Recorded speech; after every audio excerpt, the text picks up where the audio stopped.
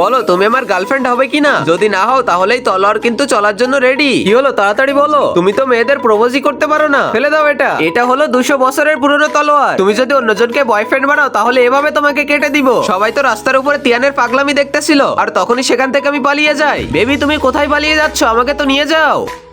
এরপরে যখন আমরা রাস্তা দিয়ে যাইতেছিলাম তখনই একটা ফুল দেখে আমার অনেক পছন্দ হয়, আর আমি যখনই ছবি তুলি তখনই তিয়ান ওটা ছিঁড়ে ফেলে। তিয়ান তুমি যদি এমন পাগলামি করতে থাকো তাহলে তোমাকে আমি ছেড়ে দিব। তিয়ান তুমি মন খারাপ করো না। এই তুমি চুপ করো, এখানে দেখো দুইটা পিঁপড়ে ঝগড়া করতেছে আর তুমিও আমার পাশে এসে বসো। ঠিক আছে আমি চলে যাচ্ছি। এই কোথায় যাচ্ছ? এদের ঝগড়া দেখে তারপরে আমরা দুইজন বাড়িতে চলে যাব। পিঁপড়াদের যুদ্ধ দেখার পরে আমরা তো বাড়িতে চলে আসি। এই তুমি আমার দিকে ফিরে এসো, ওদিকে কেন আসো? এই তোমার আবার কি হয়ে গেল? তুমি কাঁদতেছো কেন? তিয়ান কি হয়েছে আমাকে বলো। টুনটুন মাসি তো ছোটা ভীমের বয়ফ্রেন্ড, তাহলে বেচারি চুটকির কি হবে? তাহলে তুমি এটা কেন খাচ্ছ?